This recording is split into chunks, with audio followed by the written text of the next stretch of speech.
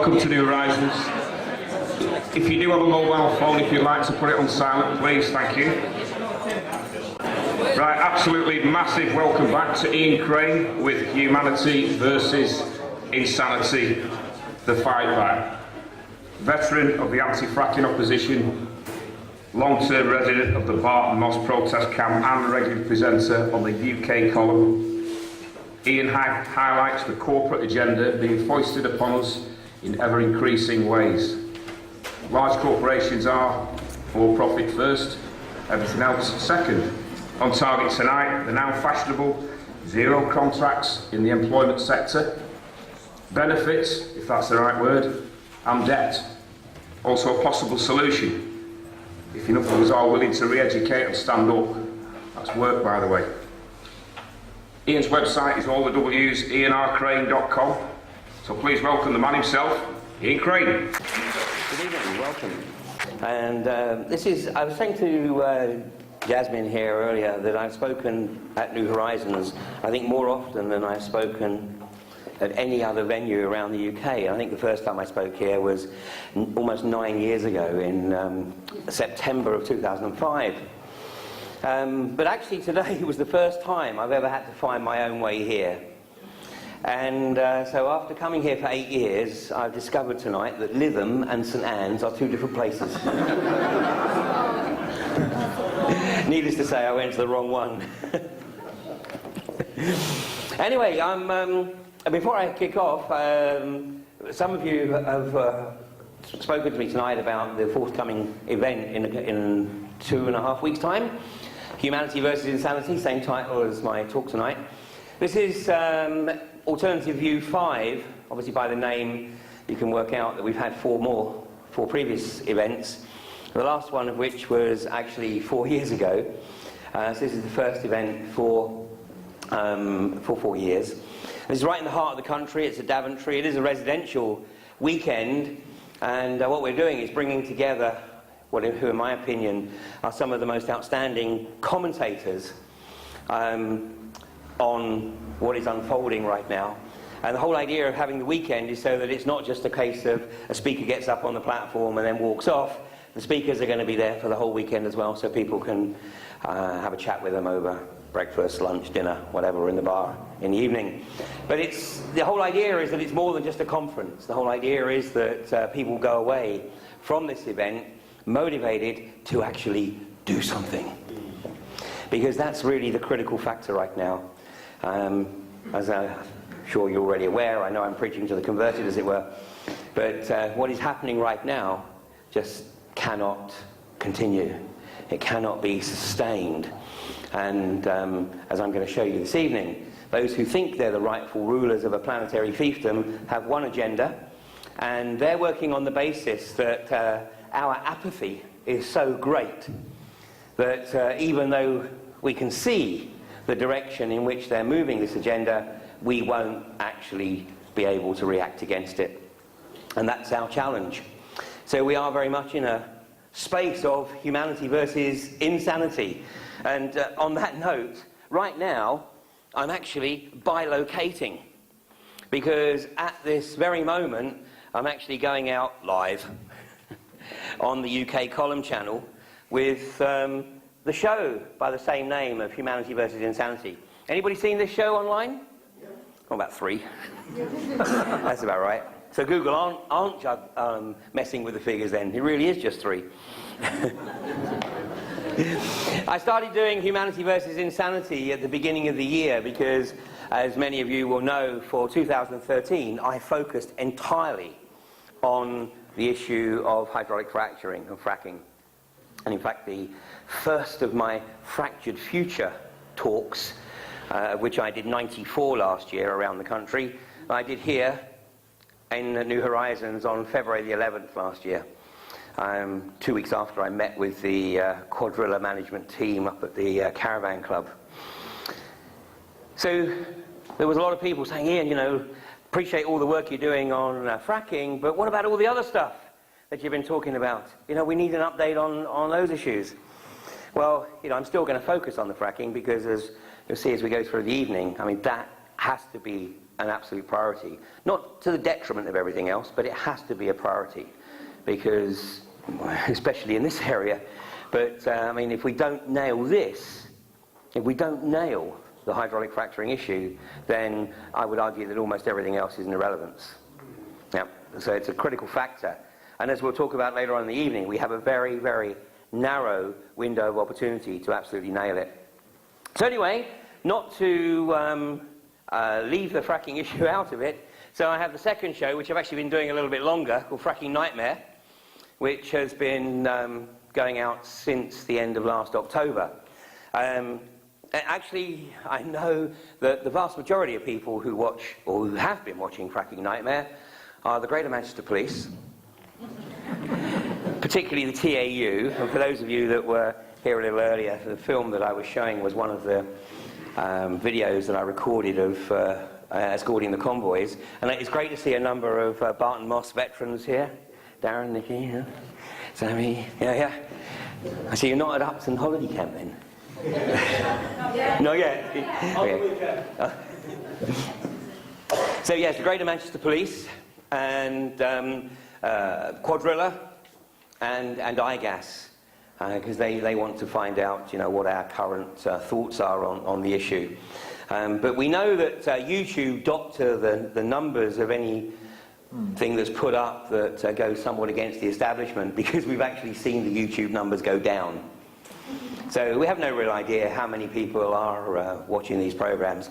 But the key element is it doesn't matter whether it's one or two in the community dotted around the country, because what we're doing right now is still sowing the seeds. You guys here have been on the front line of this issue for quite some time with Quadrilla, ever since the Earth moved, as it were. The seismic events that occurred in April and May of 2011.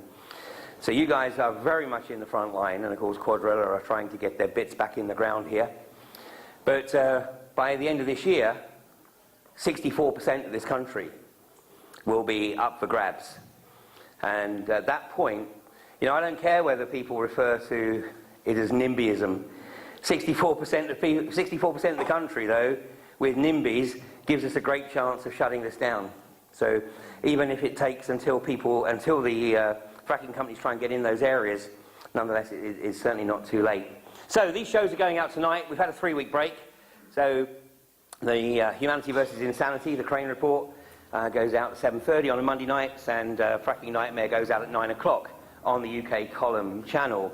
But the following day, they are up on YouTube, so if you want to catch some of the back issues there, you can find them on YouTube. So, Humanity versus Insanity, and I know the person who put this banner up is here tonight. Isn't that right? Yeah? Steve.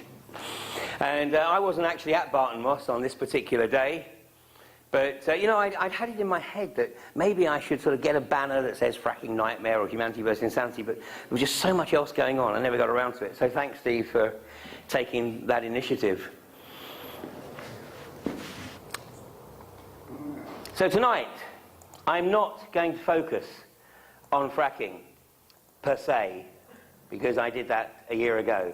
But if you haven't seen my presentation on fracking, and you live sort of in the Preston area or somewhere over that way, I am actually giving a new talk called To Be or Not To Be Totally Fracked at Congleton Town Hall on Thursday. Now, there are an increasing number of frack-free groups around the country. And in the Fylde Peninsula, how many do you have now? Is it about 10, 12? The local groups, the village groups?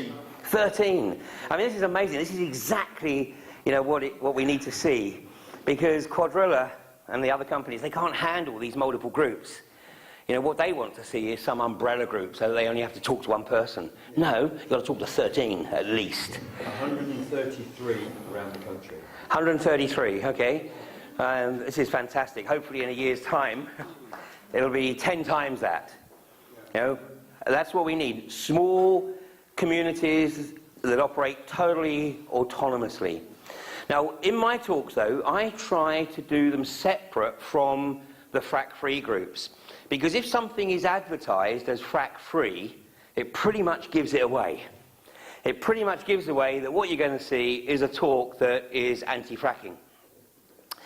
So what I'm trying to do is I'm trying to reach out to the people that are still sitting on the fence, or actually are pro-fracking. Because otherwise I'm just literally sharing more information with people who've already made their mind up.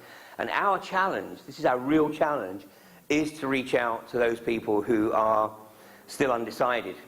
So I was speaking at an event on Saturday in Sussex, and one of the speakers was actually the guy who advised the landowner in Borkham that to embrace the hydraulic fracturing agenda, to invite Quadrilla effectively to take a 25-year lease on his land, was one of the speakers. And it was a real tough order to actually keep my mouth shut for the 20 minutes that he was speaking. But in the end, he made one final statement. I just had to say, I'm sorry, that is fundamentally untrue. And in the afternoon, I just ripped apart everything that he had said. But it was an education to see the magnitude of the cognitive dissonance that the apologists for this abomination present. So, you've got to know what they're thinking to be able to counter it. So anyway, that's Congleton Town Hall in southeastern Cheshire on Thursday night, 7:30. So tonight, humanity versus insanity. I don't think there's probably anybody in the room, you wouldn't be here otherwise, if you thought that everything was going as it should be. And those who think they are the rightful rulers of this planetary fiefdom have got their henchmen once again trying to drag the world into war. And funnily enough, it's primarily the same tools that they were trying to use 9 months ago over Syria. So, of course, you will have seen these two individuals, John Kerry and William Hague. Now, there's something I want to share with you about William Hague, if you're not already aware. And what I'm going to share with you is a matter of public record. William Hague became a warmonger shortly after he was presented with a set of photographs which show him in a rather unfortunate location in London at 2 o'clock in the morning with his parliamentary advisor in tow. This is the same parliamentary advisor with whom he was saving public funds by sharing a hotel room with. And I'm not sure that Fionn was aware of that arrangement, but we know this as a matter of absolute fact because the journalist who goes by the name of Guido Fawkes, who actually has a column in that well-known epitome of the British press, The Sun, but he gave evidence under oath at the Leveson inquiry, and at the Leveson inquiry he recounted this incident, that he knew the parties involved, and that he knew the party who was effectively given £25,000 by the Murdoch media to acquire this set of photographs. This set of photographs have never been published, but you know for sure that William Hague has seen them. And what we are seeing here is a man who will basically do whatever he is told for fear that those photographs make it into the public domain.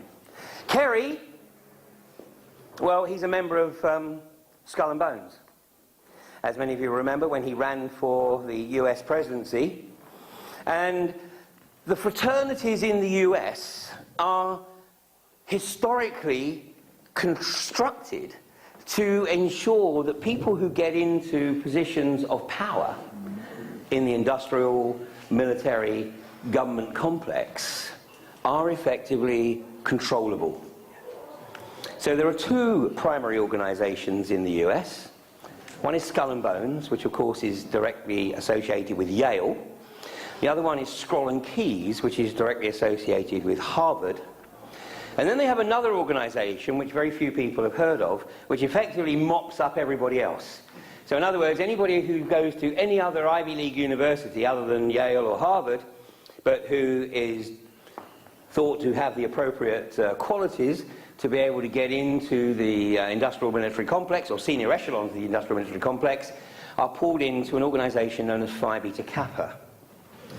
Now, Phi Beta Kappa is ostensibly a fraternity, but over the last 30, 40 years, obviously, there's been a few women in US society that have emerged as candidates to take senior leadership positions.